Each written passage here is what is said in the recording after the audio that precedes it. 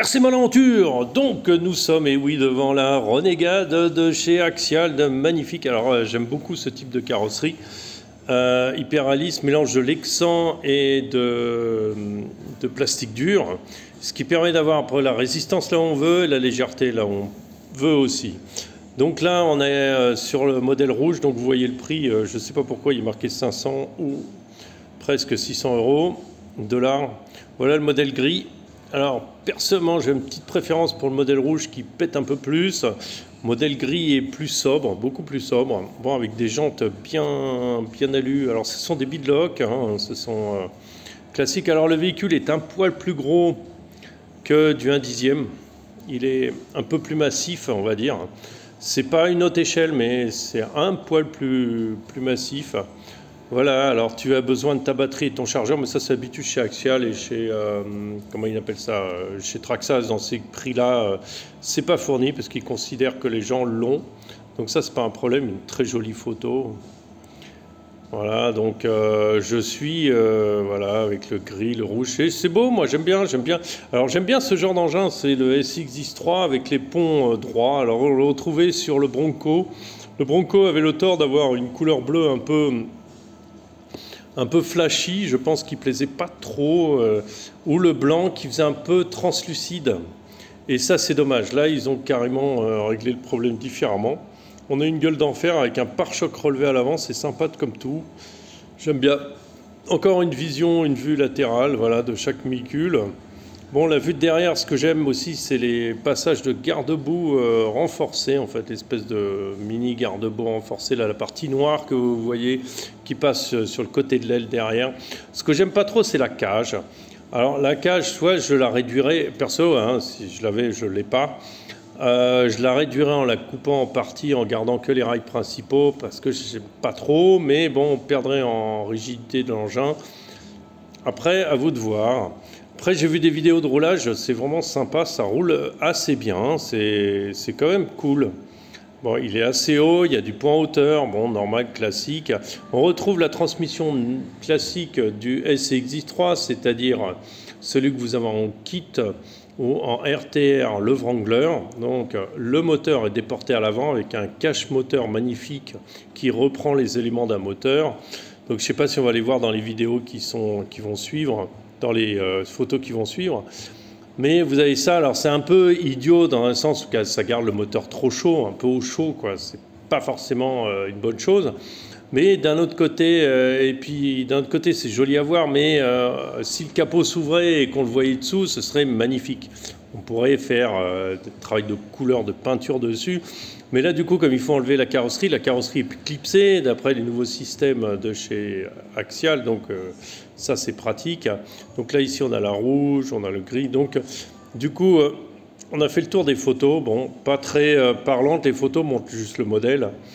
Après, on va aller voir, il est disponible en rouge et en vert. Donc, il préconise une batterie, machin. Bon, je préconise toujours, moi, de mon côté, petite batterie, 3S ou 2S, comme vous voulez.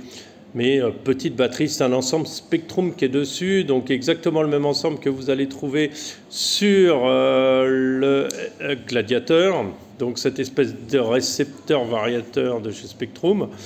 En plus, vous allez trouver le DIG, donc ça c'est une bonne chose. Je préfère personnellement, alors je n'ai rien contre Traxxas, mais Traxxas propose plutôt les ponts débloquables. Alors le pont débloquable, c'est un côté plus réaliste. Si vous voulez faire une vidéo avec un peu une roue qui glisse par rapport à l'autre, ça peut être super joli, hein. Mais pour en revenir à ça, au niveau efficacité, le DIG est bien plus efficace, je trouve, hein. Enfin perso. Voilà, alors comme vous voyez, c'est une carrosserie qui est officielle, hein, donc qui a été par le CJ7 de ces Jeeps. Ouais, d'accord. Le pare-choc est aussi un pare-choc reconnu, voilà, sous licence. Après, bon, les roues sont aussi celles d'origine sous licence. Alors, Mickey Thompson, Baja, Ross T35, ah oui, c'est une copie vraiment des pneus utilisés par machin Mickey Thompson que je ne connais pas. L'intérieur est... Alors l'intérieur est vraiment... dommage, on n'a pas de photo là, mais l'intérieur, il y a le volant, il y a le passage de vitesse, il y a les 3 leviers, on voit les 3 pédales, il y a des tapis de sol, il y a des sièges, vous pouvez mettre un mannequin facilement. On peut y installer aussi... y travailler un peu plus les couleurs. Alors il est tout sur roulement, bien sûr. Il est bien sûr solide suspension, alors tout est en métal, les links, enfin les liens de pont, et puis d'autant plus la transmission, voilà, tout est là, voilà, vous voyez c'est Spectrum DX3 Smart Channel, voilà, donc c'est Spectrum, voilà ce que je disais tout à fait, le 2 en 1 avec le SC et le receveur. Voilà, alors je ne vais pas vous faire l'overview parce que c'est trop long. On va essayer de regarder une petite vidéo. Là, je vois qu'il y a une petite vidéo axiale qui peut être très sympa. Alors, les vidéos axiales sont toujours très bien filmées, très sympa, avec voilà, une petite ambiance sympa, comme si on partait au Texas avec les vrais véhicules. Mais en fait, ce sont des véhicules. Petite musique entraînante, tout ça vous donne envie de l'acheter, bien sûr. Voilà, tout exercice du frein, vous avez différentes positions pour mettre la batterie, hein, toujours pareil. Voilà, le centre de gravité un peu, malheureusement. Bien dynamique, hein, on aime bien la dynamique de la vidéo, changement de plan rapide souvent, voilà. Présentation. On est sûr de l'hyperréalisme et ça j'aime bien, voilà, les pédales à l'intérieur. Encore vous pouvez rien mettre, mais vous pouvez mettre quelque chose. Les portes qui se ferment aussi. Voilà. Cool. Vas-y, cool. En plus, vraiment tour derrière, tour devant. Voilà, donc un bon trailer. Avec malheureusement le centre de gravité un peu, mais ça peut être l'idée d'acheter ça pour aller faire des expéditions, alors pas sous mon latitude, alors dans le sud de la France, et encore l'été avec ces pneus, mais je pense que ça irait pas trop, il faudrait plutôt changer les pneus, même chez moi ça marcherait pas, le dig, voilà, en action, il faudrait tourner sur place, magnifique, toujours, voilà. Allez, hop.